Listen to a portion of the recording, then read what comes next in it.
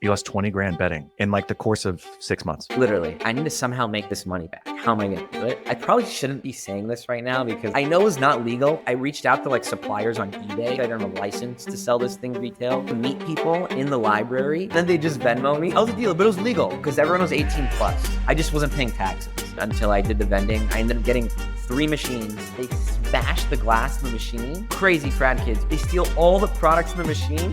People are going crazy, going wild. And guess what?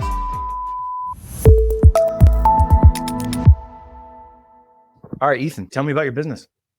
Yeah. My business is called Podplug. It's a smart nightlife vending machine business.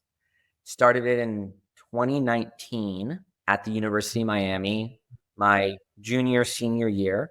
And it all started with a vending machine in my fraternity house. I ended up putting, at the time, Juul pods, if you guys remember that, were like ubiquitous across the nation. Everyone wanted them.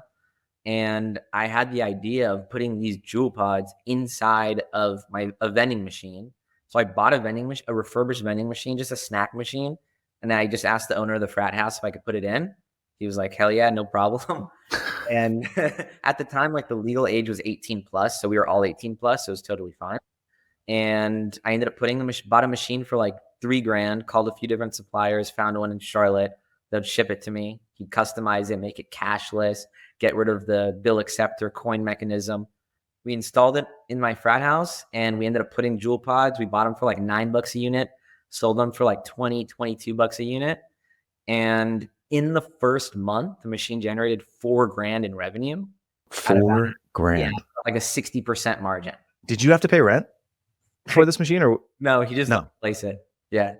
This is a random question, but who owns a frat house? Is it like just some random dude who went to the university or like, how does that work? I guess it depends on the university, but at the University of Miami, the school does not own the actual property. The frats are just affiliated with the school and then they rent it from the property owner. Interesting. On frat row. Yeah. Dude, have you always been a hustler? No, until freshman year of college, whenever Really? I did sports betting from all my friends, freshman dorm. Wait. You made or lost $15,000? I lost. How? Put me in a hole. How did you lose 15 grand as a freshman? How did you have 15 grand? All the money leading up till I was 18, from birthday parties to gifts, everything, honestly, just add up. No way. Never touched it. Yeah, never touched it. And then I invested in high school in the stock market as well. Made some money off of NVIDIA back in the day before it popped off now. Oh my gosh. Could you imagine if you still had that NVIDIA stock? Oh, I already did the math. It'd be like 1.2 million. But instead it profited like 10K. Oh my gosh. Okay, so you had somehow gotten $15,000. Like that already boggles my mind because like I didn't have 15 grand in a bank account until I was like 30 probably. And you lost at sports betting? What'd you do? Just bet it all in black? Almost.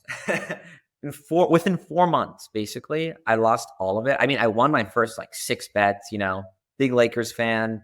I'd start off with like $25, $50 bets. I won my first 6. I was like, wow, this is so easy. I'm just going to keep going. And I guess realize how addictive my personality went. I remember there was this one game.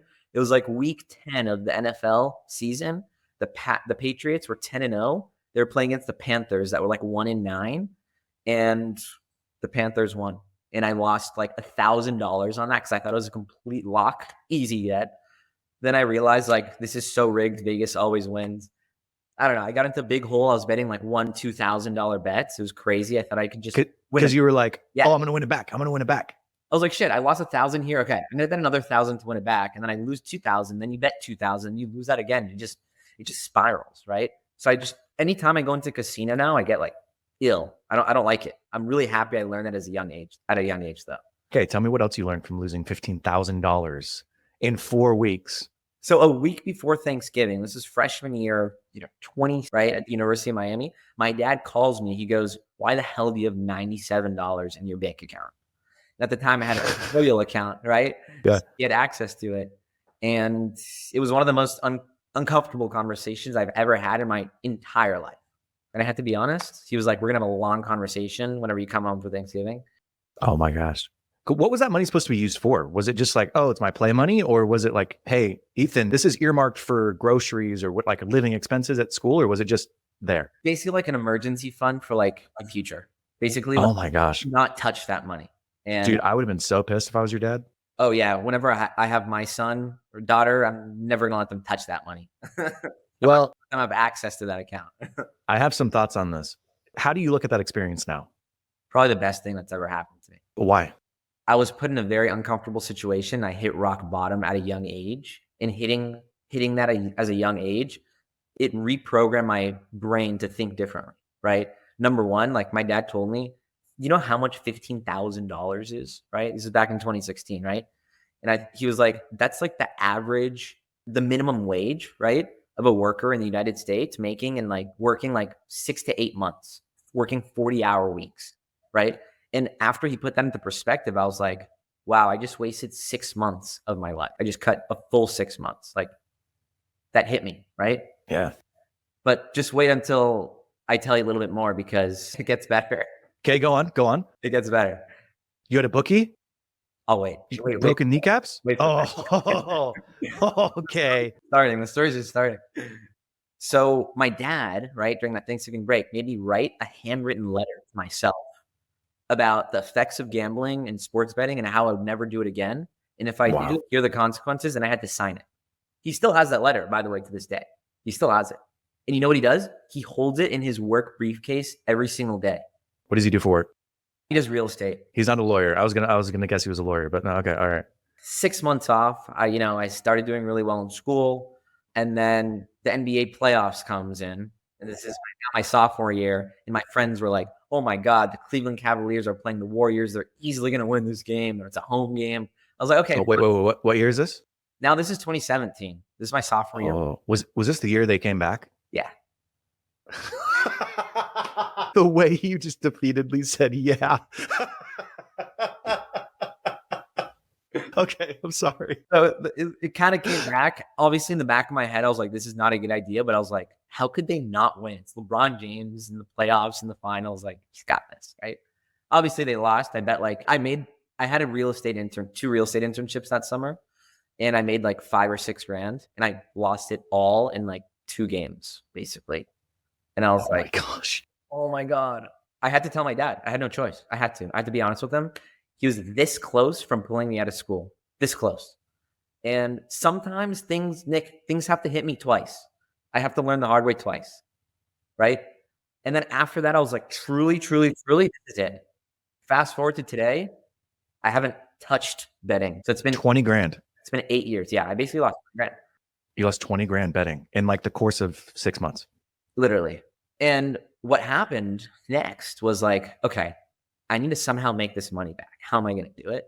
I probably shouldn't be saying this right now because I know. Dude, I love this. I know it's not legal, but what I'm about to say definitely was not legal, but I'm going to say it anyway. But I was like, okay, Vegas always freaking wins. You know what I'm thinking? You know what I have to say, right? I'm not stepping on your toes this time. I ended up starting a sports book and I knew I was really good just talking to people and networking. I had a lot of friends in different fraternities and across the nation, honestly.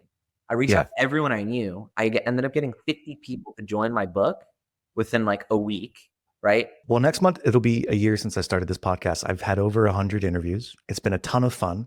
But I promised my wife at some point I would decide whether or not this was going to be a business or we would just continue to pay for it out of our pocket. And I'm exploring monetization, to be honest with you. There's not a ton of costs, but I do want to figure out a way to cover the editing and the packaging and the promotion costs of putting this podcast together. So I am looking for sponsors. I don't know what that looks like.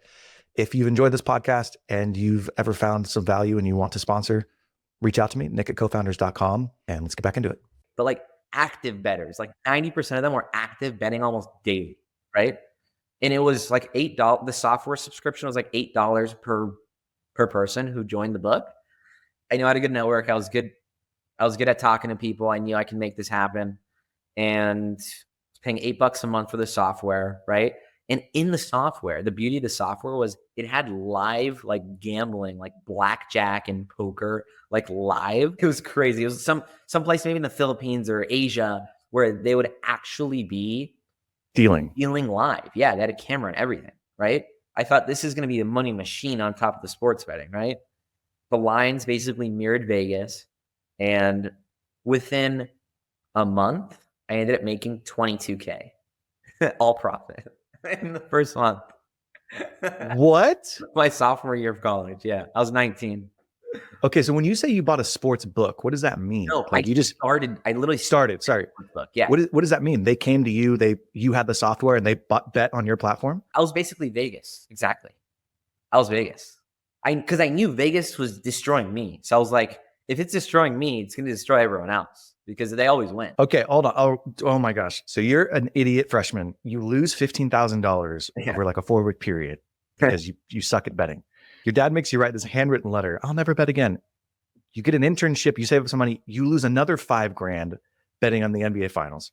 And at that point, your mind wasn't, I should just stay away from betting. It was freaking A. There's money in betting, but it's not as the better. It's as the house. Exactly. So you started a sports book and you made all your money back. Made all my money in a month. All cash in Venmo, basically in a month. I track everyone and all the payouts on a spreadsheet. And some people obviously didn't pay me out. And like, I never liked threatening people, but honestly, I had to. Some people still didn't. Some people still didn't pay. It was crazy. Some people literally still didn't pay. I had an agent who found like 5 people for me. He found like a heavy hitter. The guy lost like $6,000 in like a day against me, refused to pay me.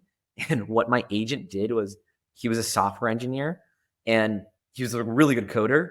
He literally found the guy's social security number and his social security number saying like, yo, is this your social? If so, you got to pay up. And the guy paid. Dude. I didn't like that. Okay. I didn't like that. Your turn. You turned, man. Oh my gosh. Yeah. It was like in the course of a year. Have you ever seen The Other Guys? Yeah. It's a movie with Will Ferrell and Mark Wahlberg. And Yeah. like Will Ferrell's this like uptight accountant. He's like, well, we should follow the rules. We should follow. And then all of a sudden it comes out he was Gator in college. In college, he was a pimp and he had a stable of, women that he pimped out. And he turns into Gator. It's pretty freaking hilarious. You were Gator. You turned into. Please tell me your dad found out about this. Like, I got to hear the resolution to the story, dude. He was like, listen, congrats, but like, you got to sell this thing and get rid of it ASAP because it's definitely not legal. And I don't want you to be in this industry. And I was like, listen, I agree. I just found a kid in my frat house and I just sold him the book for like $3,000. Mm-hmm. I was like, just take it. I'm not going to Wow. like a premium or anything. Just freaking take it. I don't want to be in this industry anymore. I'm done. So I got rid of it. My dad was proud of me. How did your dad find out? About the book? I told him. I was honest. I was like, listen, dude, I just made these in a month. You got a good relationship with your dad. Yeah, I do. Ever since like I hid that from him freshman year that I lost all that money, I had to be honest moving forward. And it was the best decision I made too. Wow. Yeah. Dude, good for your dad. I want to talk to your dad. I got 4 boys under 11. I'm like, how do I do that? Like, you want your kids to be able to come to you and say like, I messed up, because they're going to go to somebody. Yeah. So it might as well be you. Yeah. I realized the hard way. And if I wasn't honest, obviously it would backfire. So I was like, what if I just lead with honesty and it worked? Dude, you know what I find interesting about that whole dude, there's a ton to find interesting, but there's a couple things. Number one, you lost $15,000, which at the time, I mean, it's still a lot of money, but looking back, you're like, it's not that much money in the grand scheme of things, right? Like you're probably processing, 10 times that a month with your businesses. But what it allowed you to do is lose while the stakes are low. Exactly. Right? Have you ever heard of Fire Festival? Oh yeah, of course. Yeah. So Billy McFarland, I don't know anything about him, but this is like my mental perception of him. I don't know that he ever got to lose when the stakes were low. And so when the stakes became exceptionally high, good point, he finally lost, but he like kept ratcheting it up, right? Like he had never encountered failure. He had never experienced. Things were so serious because he was already like in his, late 20s, early 30s when it happened, and it hurt a lot of people. Yeah. And he had always been successful. He always found a way out of it, right? Like, hey, fake it till you make it. I'm just going to realize this. Like, I just got to think about it and it's going to come true. And then he gets to Fire Festival and screws a ton of people. He ends up going to jail. But like, and I don't know this, but my theory is he did not learn to lose when the stakes were low. Yeah. It is basically the thing. And like you did. And so, you're like, oh man, I remember what that felt like. And while it sucked, it sounds like eventually it was the right learning experience for you. Like you had to go through that maturation. I had to. Are we going to Fire Festival too? Dude, I don't know. Should I? I think he learned. He learned.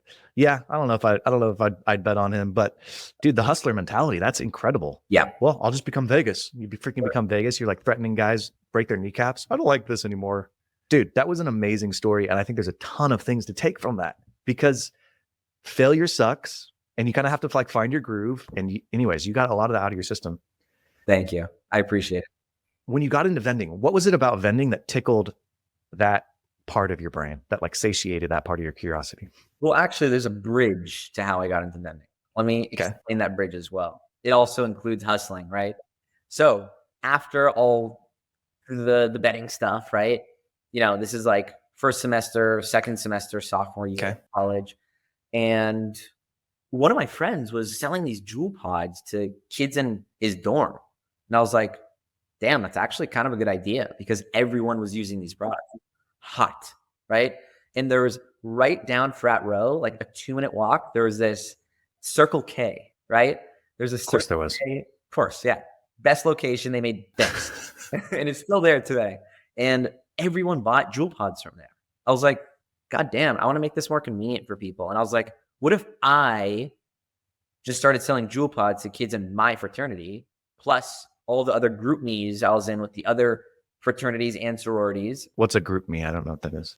It's this app. Microsoft actually owns it. And I'm an idiot. Juul, do you like smoke it? Is it the vaping stuff? It was like the really popular vapes. They had the device. You could charge it with like a USB and then you just put like the external pods in it and then you just vape. Yeah. I never used those products. I never understood it. I never liked it. You don't get high on your own supply. That's another thing. Oh my gosh, bro.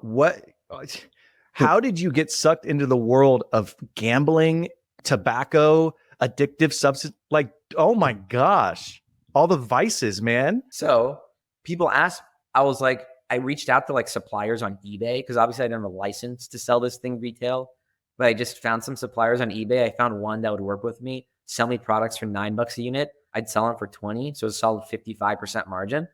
And I'd have them in my backpack. I'd literally meet people in the library and I'd give it to them. And then they just Venmo me people. And then within like 2 weeks. You were a dealer. Oh, I was a dealer. But holy crap. I was a dealer, but it was legal. It was legal because everyone was 18 plus. So I just wasn't paying tax. Where did you grow up? In LA. Just grew up. Bro grows up in Beverly Hills, West LA, moves to Miami, first he becomes a degenerate gambler, then a bookie, then a drug dealer. Not drugs. Not drugs. You're selling Juul. Isn't that the vape dealer? Vape dealer. Let me say drugs. That sounds better. It becomes a drug dealer, and then you're like walking around.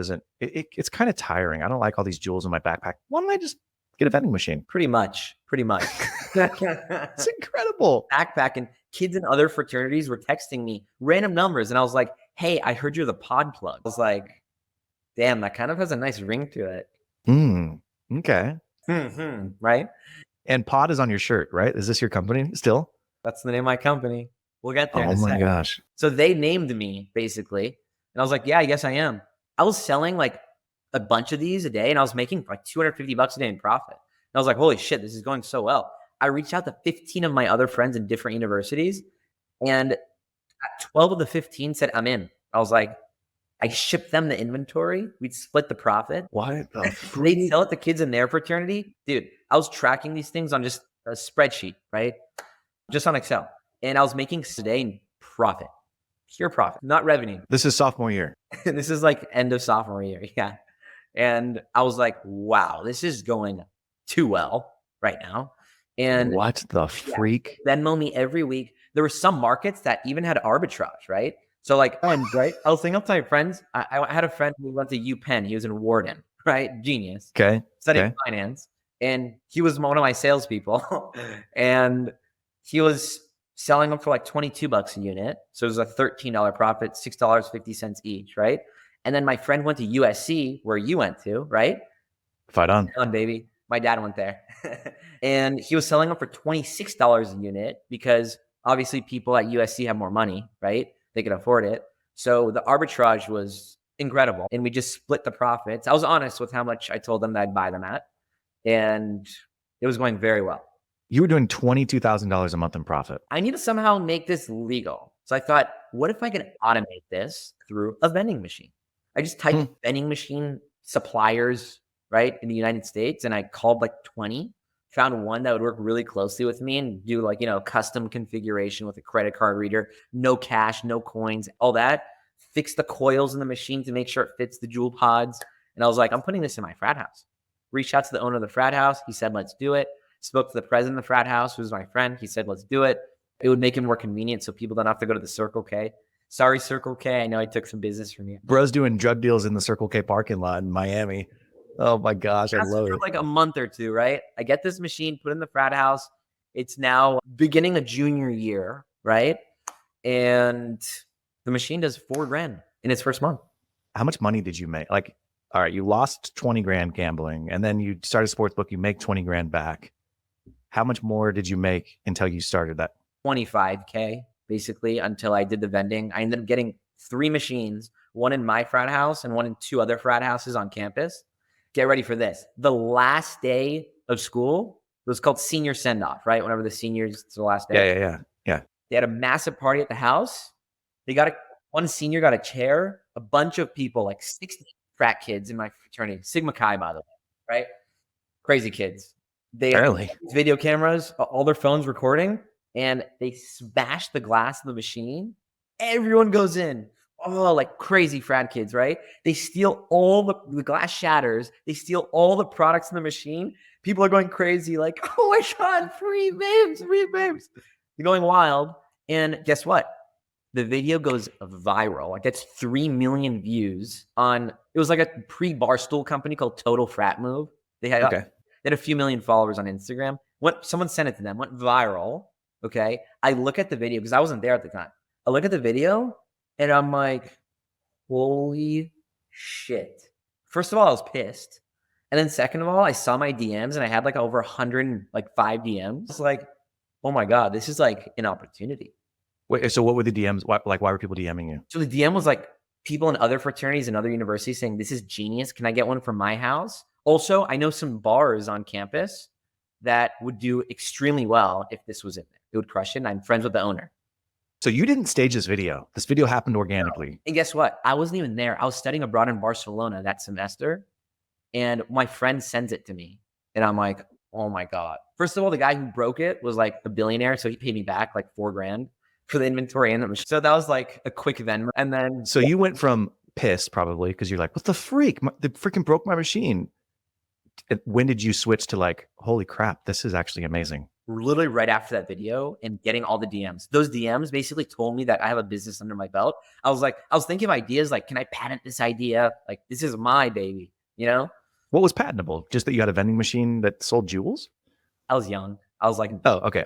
I was like 20 at the time. I was like, can I patent this? Obviously. Yeah. Vending machine, right? I spoke to a patent attorney. I paid him like a few grand to do research. And he was like, listen, it's not patentable. But I had my idea under my belt and I ended up getting 10 new locations locked in within 2 weeks of talking to the presidents of these frat houses. I ended up ordering all those machines with the rest of the money that I had in cash.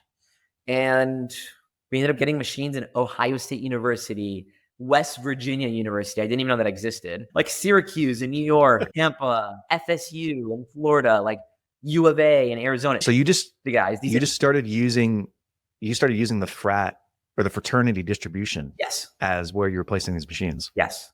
I am so bullish, like to this day, on utilizing a campus ambassador program or some sort of like fraternity distribution as like the perfect hub and spoke model if there's something you want to sell within that market. Chris and I, we have a podcast every Friday that we like brainstorm. And one of our favorite frameworks is piggybacking. So the idea is you're looking for something that already has distribution and then you're just piggybacking on top of it. This is you looking at fraternities and be like, all right, distribution's here. How can I piggyback on top of it? Yeah, exactly. A lot of people start with the product where they're like, oh, I've got this really cool app idea. And they don't even think about distribution. I like to work my way backwards where it's like, oh, I know this guy who has all these Walmart connections. How could I use that relationship to launch a business? And a C product with A+ distribution is better than an A+ product with C distribution. Hands down. Hands down. Right? That's how Morning Brew also blew up with their daily newsletter. They literally just went into classrooms in campuses and used those as distribution networks. The hub and spoke model, same thing I did. Let me ask you this. How were your grades? I graduated with a 3.7, so not bad. Wow. Yeah. You did all this and we're still maintaining like a A- GPA. Yeah. What was your degree? So it was a double major actually in finance and real estate. Oh man, it sounded like you were like majoring in political studies or something. No, and I was going the minor in accounting route, and I was like, at the end my senior year, I was like, I don't have time for this, no accounting, so I just dropped the accounting minor. But so you could have still used the fraternity as a distribution. Why did you go away from individuals selling the Juul pods and go all in on, oh, let's just place vending machines at these locations? I wanted a way to automate it and actually track revenue and potentially just like build a business that's legal. I didn't think you could scale. Well, why do you say illegal? Why do you keep saying that? Well, actually, like registering as, an LLC and paying taxes. Okay. Yeah. I feel like you could fully do that with like just selling by hand. Yeah, because then you would have had to rely on these guys to tell you how many they sold. Exactly. At what price. All the transactions would be like through Venmo and like taxation through that. I'd rather just a credit card reader, process in the account, drop it in every week, and then pay taxes on those. Maybe you did this, but did the model turn from, okay, I have the guy who's selling them out of his backpack. Now I have the guy who's managing the vending machine. Is that what it turned into? Yep. So, wow. So yeah, that fraternity member, right, basically was the one restocking the machine. Some of the frat houses, they requested like a 5 or 10% of sales revenue as commission. Yeah, it's worth it. It's fine. I was still doing like a 60% gross margin. So my net after everything was like 40%, which is still amazing. We had this one machine at Ohio State University. This is going to blow your mind. They had a tailgate almost every week or every other week, right? Put it on a senior off-campus frat house, okay, that threw all the tailgates. The machine was doing $6,700 per month in revenue. Remind me, how much did the Juul pods cost? Like $9 a unit. Oh my gosh. They were selling almost 700 Juul units a month. Crazy. And we actually shifted a little bit. The time there was this other competitor called Puff. It was a disposable vape. It was like in Juul, and those were selling like hotcakes. They were like $10 to $12 a unit. Because are these Juuls like cartridges that you were buying, and you have like a vape pen or something? You have the device, and then you have the cartridge. You got to buy them separately. This other company came in, and it was just a disposable device that had everything all in, and they were like $12 a unit. We'd buy them for like $4. It's literally the razor blade model. No, literally. Yeah. And those are still popular like to this day, the disposable vape, basically. By the time you graduate, that's insane. $6,700 a month, just mind-boggling. By the time you graduated, how many machines did you have placed and how many different universities? So let's talk about right before I graduated, because I graduated in 2020. After we were gaining ground with all these machines at different frat houses, one of my friends who went to UT Austin was like, why don't you put them in bars? He was like, I'm friends with a bar owner. He introduced me to the bar owner. The bar owner had 7 bars. He was like, I want a machine in all 7 of my bars. And I was like, heck yeah, I'm down. So what I had to do was I had to hire someone to actually stock machines. And I went on Indeed and I found like a vending machine route driver who just stocked the machines. We track everything on an inventory tracking system. I pay him $20 an hour. What was the inventory tracking system? What were you using? Called Nayax. It's like a vending machine inventory tracking system. It's an Israeli company. They're a fintech. You still use it? Yeah, still use it this day. There are these yellow credit card readers. You've probably seen them on vending. Yeah, for sure. They're the most popular ones probably in the world. Okay. So I was tracking everything through there, and Austin was going well. Each machine was averaging about $2,000 a month in revenue. So it's pretty solid, going well. Were you buying all these machines cash or did you finance them? So I was buying them all cash until I needed a few more machines. So I just got a family and friends loan. And how much do they cost? Like, how much did a typical machine cost? All right, now's the part of the show where I feel the most uncomfortable, but my therapist says I need to face my fears. So here we are. I've started a newsletter and I want you to subscribe. And what you're going to get every single week are the aggregated conversations from that week that I have on this podcast with an overview of what their business actually looks like. I'm also going to throw in a review of 1 or 2 businesses that are listed for sale. I'll give you my opinion on whether or not the EBITDA multiple is good, or there's customer concentration, or there's red flags or green flags. And then lastly, I'm going to give you 1 piece of actionable advice every single week on how to buy your first business. So click the link below, subscribe to my newsletter, and let's get back into the show. Each machine, like all in, $3,000. Okay, so it's not terrible, but still, how many machines did you have? I literally got these 1995 refurbished vending machines, and I basically slapped a credit card reader on them, got rid of the bill acceptor, coin mech. I added a new control board, new motors and everything. So everything on the inside was basically pristine, brand new. Just the shell was old. And I can get like a 70% discount on the equipment palette. Okay, how many machines at its peak did you have? At its peak, about 126 machines. Okay, so you had 126 machines, $3,000 a pop. So we're talking about, what is that? $5 million? No, Am I wrong? No, that's way off. $500,000. yeah, about 500K. Yeah. Okay, so you were $500,000 into these machines, and you were like, "Hey, business is booming, man."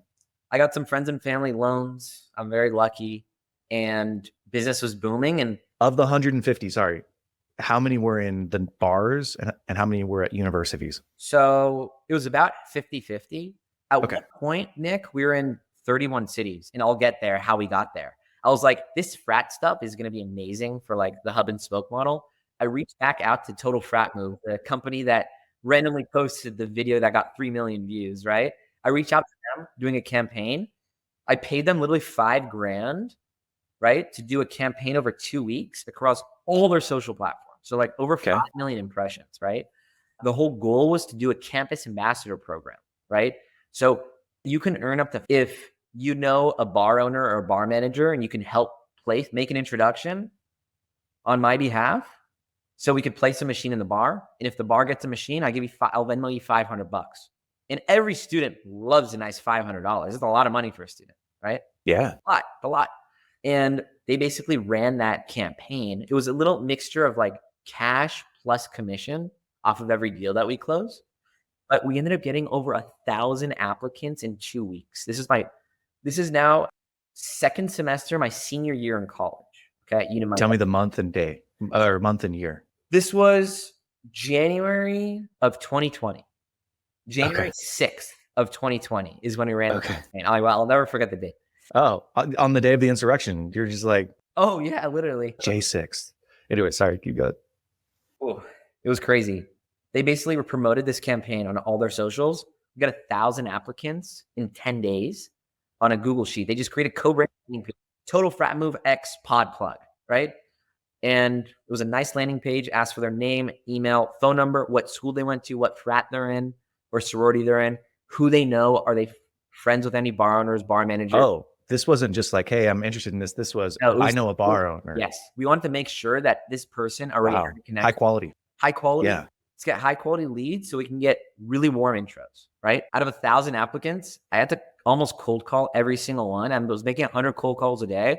I was eating one meal a day at the food court. There's a place called Pollo Tropical. I got 2 chicken breasts with a side of beans. That's all I had every day. I ate in like 5 minutes. I went back to calling. I was eating one meal a day. I probably lost like 10 pounds. It was crazy. Did you get through all 1,000? I got through all 1,000 in 10 days. I recruited 52 of them. So it was a 5% acceptance rate. Wow. Okay. And in hindsight, I probably should have done it differently because I ended up doing like one-on-one calls with all of them on how to train them on how to pitch it instead of doing oh my gosh, 50 one-on-one calls. It was ridiculous. Yeah, it was not scalable, but like sometimes you got to do stuff that doesn't scale. I wanted to develop a personal relationship with all of them. That's why I did it, right? And I did. And out of those 52 people, they ended up getting me over 100 contracts signed within like a month with bar owners. Crazy. So you're looking at this and you're like, okay, hold on a second. If I get 100 bar, what was the average revenue per machine? The average revenue per machine was about $2,000 a month. Okay, $2,000 a month. All right, I get 100 bar owners. I'm looking at $200,000 a month with these machines. What was net of the $2,000? Net was like 40%. Okay, call it 40%, $800 a month net. So you're like $80,000 a month. Machines get paid back in 4 months. Yeah, you're like, okay, $80,000 a month in profit. I have these signed contracts. I'm going to be making $80,000 a month in profit. I'm in my second semester of my senior year. And by the time I graduate, I'm going to have $80,000 a month coming into my bank account. Yeah. So we ended up ordering like 85 vending machines from our supplier. That's when we got a loan from friends and family to fund those machines. And so that was what, a $250,000 loan probably? Basically, yeah, exactly. And we ended up immediately, overnight, becoming the biggest customer for our vending machine supplier. And they had to hire 4 new people on their factory assembly line to pump out 15 vending machines per week. Just to meet the demand that you were placing. Exactly. It was all because of us. When did you, okay, what was the date that you like placed these orders? This was like mid-February. And then we ended up placing about 30 of them, everything going well. But Going well revenue wise. Operationally, it was kind of a nightmare because managing these like kids stocking the machines, I'm sure they were stealing stuff, and it was tough. It was a tough operation. In hindsight, I wish I just would have had 20 vending machines in one city than having 100 vending machines in 40 cities. Right. I mean, it's way easier. But then COVID happened in March, and 80% of the locations basically shut down and said, like, I can't get these machines, can't take them. And I couldn't reverse the order from our factory. I paid for all these, and I was freaking out. Because what was the lead time? So you place an order and they're like, hey, we'll have this fulfilled in 60 days. And like, no, it was like 3 to 4 weeks. Oh my gosh. Yeah. And during COVID, it's like a lot changed in a 3 to 4 week period of All time. changed. The bars in Austin, like one of the bars even put the machine in an alley and just left it there because they closed down. They literally put the machine in the freaking alley. My machine. What did you do? You've placed 30, you've got another 50 in delivery. I was like threatening to like sue him. I was like, that's ridiculous. I was going to take it to small claims court. It's not worth my time. It's not worth my time. Well, you had like 100 instances of small claims court, right? Because you had all these machines. So what we had to do with most of the machines, fortunately we recovered, but we had to ship them all to Texas because that's where the frats weren't. It was more of a trustworthy market in Austin, and we had a few machines in Dallas, and we shipped them all to Austin and Dallas, and that became our model. Just focus on bars. Texas didn't fully close, right? They closed maybe for a couple of weeks, but then they reopened real quick. They didn't really believe in masks, and that was our market that we basically started growing in. Austin, we got to like 8 to 10 machines, and then Dallas just blew up. Okay, I was waiting on the like, oh, then we took a bath and declared bankruptcy, but I was really close. I basically laid off everybody who was stocking our machines, and I had to fly to Texas myself for a full month. Austin and Dallas. I rented some like really crappy small car. I had like 12 boxes of inventory in the trunk, just all these different products. And I was staying at like Holiday Inns, and I was like schlepping these boxes into like my unit, and each Holiday Inn, it was like my warehouse. And I was stocking all the machines myself. I'd go to the machines, I'd clean them, I'd stock them, I'd test them, I'd fix them all myself for like a month. I mean, I had to be as scrappy as possible to save money because revenue basically went from, at our peak in February of 2020, we were at 80,000 a month in revenue, and then to like $4,000 a month in revenue. And did you finance these machines or did you pay cash for them? A mixture of both. So you had some overhead, you had some debt payments that you were needing to make every single month. Fortunately, there were good interest rates, like 5%. The initial ones we paid cash. How long did it take you to place all of them? To this day, we still didn't place all of those 80 because we ended up shifting. Instead of like the traditional snack and drink machine, like machines that we had before, we ended up getting these smart touchscreen, high-tech vending machines that we put in bars and clubs, and they're touchscreen, and you could put them on the walls. So these bar owners were like, I want something smaller, lower profile, that's slicker. And I thought, wow, let's start sourcing some from these machines. So we partnered with a factory in China, and same price basically as those other machines. So you kind of looked at the situation and you're like, all right, everything's shutting down. Universities are not open. The model was already messy because you had to manage all of these young kids essentially. Yeah. You don't see a timeline for these schools reopening. So it's not like you're going to be seeing demand. And that forced you to like pick, okay, let's go nightclubs, like nightclubs and bars. That and another thing, back in like 2019 or 2020, Trump changed the law for like nicotine products to be 21 plus in the US. That's also another reason why we couldn't do frats anyway. So you went out of it. The model was missing anyway. It was a good proof of concept to start there. Dude, what a story. And I'm sure there's like even way more to it. Let's fast forward to today. Yeah. You set the stage, you lay a foundation, you start with Texas. How many machines do you have now? How big are your operations now? So we scaled down a lot actually, so we could focus on actual operations, right? So now we're at about 70 machines doing about 86K a month in revenue, but it's a much more structured operation, right? And what's your bottom line off of like 86,000? Before overhead, let's just say like unit economics per machine. Gross margins. Right? Because this is Niconomics. So we got to talk unit economics. That's right, dude. That's right. Gross margin's about 70% gross. Net margin is about 40% still. Wow. So you're like $30,000 a month in net margin. Yeah. But then now we have overhead. We're about to Yeah. get into this in a second. We're about to franchise the business. We're spending a lot of money on growth whenever it comes to franchising and growing the team. We have a team of 15 people now. Why did you stop growing so much? Okay, I get that COVID happened. I get you shifted, but you were growing like crazy. Why did you decide to, like, you're only at 70 now? You had contracts in hand for over 100. Those were all nationwide. It was an operational headache to manage these people remotely. Even our guys in Austin, we had 8 machines in Austin, right? Just like about a year ago. And they were doing well, don't get me wrong. But on a Friday, the person who was restocking it, part-time, 8 hours a week worker. She worked at 7-Eleven as a merchandiser.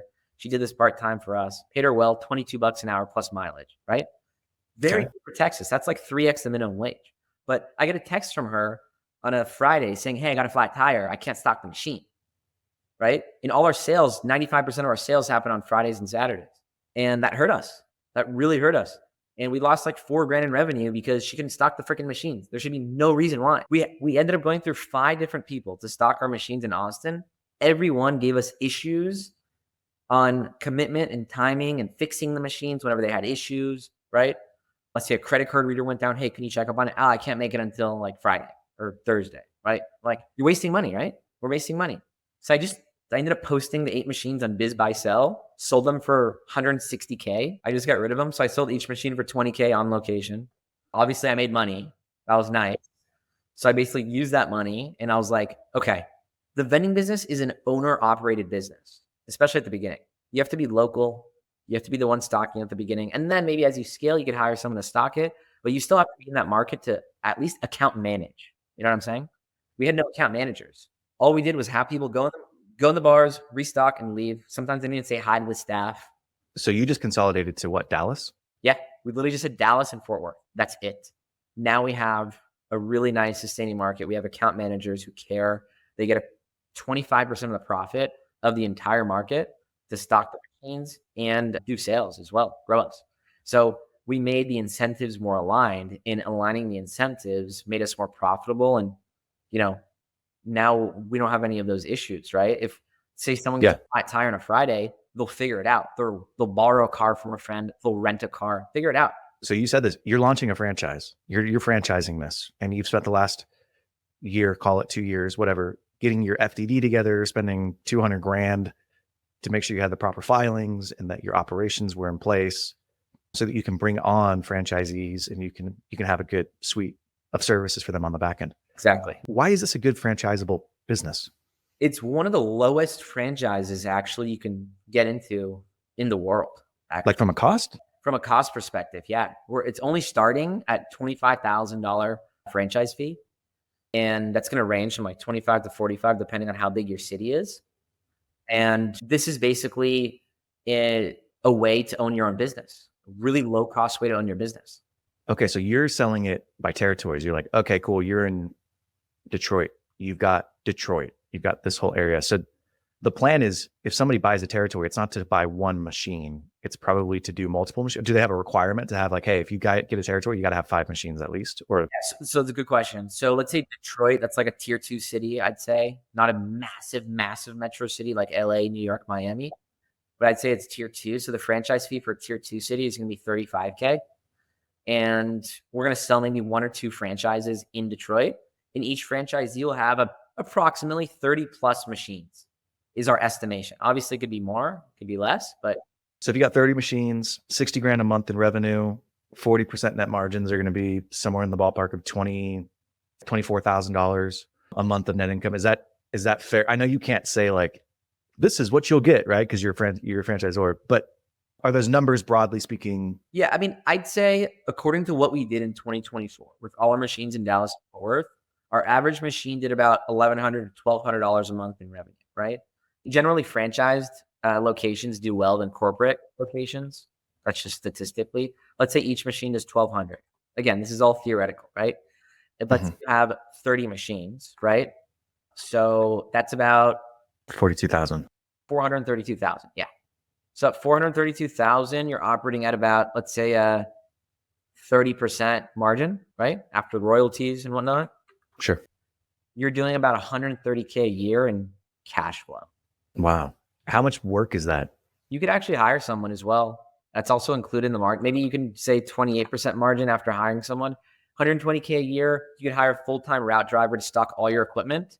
and you're making 120K a year, almost passive. As a franchisee, you got to go out and get the relationships. You got to place them.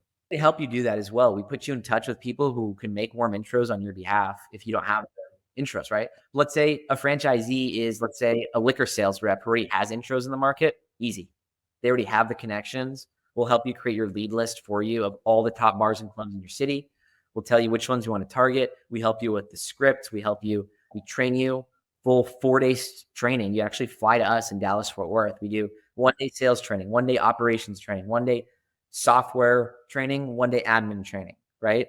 So we teach you how to run your business. And then we fly out to you whenever you get your first location. We help you install and we have on-site opening assistants. How fast are they supposed to get to that 30? Do they have to spend a bunch of money up front to buy these machines? You'll start with 3 machines. You could either buy the machines from us or you can rent them starting at about $140 a month. You could rent the machines from us. A little lower on cash flow, a little more cognizant on that front. It's a really good idea to rent the machines from us, 3-year rental, instead of paying, let's say, $3,500 a machine upfront. But if somebody came to you and was like, hey, I just want to do 30 right now, would you tell them no? Or would you say like, yeah, let's do it? Yeah, let's do it. Oh, okay. You're that confident that you'd be able to like, oh yeah, there's no learning curve. Really well. After vet every franchisee, we're going to have only like a 1 to 2% acceptance rate from all applications that come in because they need to be the perfect ICP, right? Ideal candidate profile. They have to be someone who has minimum 50K liquid in cash, right? That's the bare minimum. Plus, a nice to have if they already have connections to local bars and clubs. If not, we help you get locations as well. What are you selling in the vending machines? Is it still Juul or like what do you? It's actually completely changed. Now we're like a smart nightlife vending machine company that has basically mini convenience stores in bars and clubs. So we have like disposable cameras, hangover prevention drinks. We also sell mystery bags, right? We have some like, gay bars in Dallas that want these like naughty items they requested. So we make these yeah. I won't get into details, but we make mystery bags that have really good branding. Our marketing team is very strong. And we can whip up these mystery bags within weeks. And we come up with ideas every month. What are you going to be doing as the franchisor for these franchisees, essentially? So we help them grow, right? The main thing we do is the training and development, right? Full-fledged mentorship, 24/7 support, right? They need anything. Hey, my credit card reader's down, call us. We're going to answer 24/7. We have people, right? We help you get locations, right? We teach you how to operate them. You buy the inventory of we have 40 different suppliers because we have like 40 different SKUs now, right? Buy the inventory from us, buy the machines from us. Everything is set up, ready to go already. What about all the back office stuff? Accounting, accounts payable, credentialing, contracts, those things? Back end, like bookkeeping, accounting, and whatnot. We have a bookkeeping partner that has a really good deal for franchisees that has our standard chart of accounts. Okay. So that wouldn't be included in the franchise royalty fee. Yeah, no, bookkeeping is only going to be like a couple $100 a month, I'd say. I just never know like what's all included in that franchise fee because I think franchisors all do it differently, right? Yeah, like our entire CRM system, our resource library, we have tons of training videos. We have continuous innovation, regular product updates. What's your goal for the first year? How many franchisees do you want to sell at least 15 franchises? 15, 15. At least. Okay. Yep. Why couldn't you do that? I think it could be more, but at the beginning, want to start a little slow because we don't want to overdo it. We want to get our feet wet and get some operational track record franchising. But we have things in the works already. We're already talking to Barstool about doing a partnership with them, and they want to as well. So now we're figuring out like all the franchise college launch markets because we're going to launch in the college towns first. That's what I was just going to ask you, dude. Are you going to go back to the colleges? For sure. Because the average college machine generates $3,000 a month in revenue. We have 5 machines in Oxford, Mississippi right now. By the way, that's our only separate market other than Dallas, Fort Worth. Because Oxford, Mississippi. They never closed during COVID, so we kept them. We have 5 machines there. Each machine is doing $3,500 a month in revenue. So that market is bringing in $17.5K a month in revenue, which is about 20% of our company's revenue on 5 machines. Wow. Crazy. Wow. College machines tend to outperform our, general, normal big city machines by 3x. I was going to say, it seems like I wasn't a part of a fraternity or sorority, obviously, but it would seem like a no-brainer where it's like, hey, look, you want extra money to throw cool parties? Place this machine in your frat and you'll get an extra $1,000 a month. It seems like a no-brainer to me. Exactly. And with a franchise, obviously it's going to be your most expensive way of getting into our smart nightlife vending concept, but it's also the highest success rate. And if you want to play it a little safer, and if you want to be successful, right? Most franchisees have so franchising most likely will lead you to success as opposed to trying this yourself and failing and making mistakes. Yeah. Because there are a lot of mistakes people do take. Is it called Podplug franchises, or what are you calling it? Our current entity is our brand is Podplug, right? But our new entity is Podplug franchise. I love it, dude. Oh my gosh. This was not what I thought this conversation was going to be. And it was an amazing roller coaster, man. Thank you. Of course. Thanks for having me.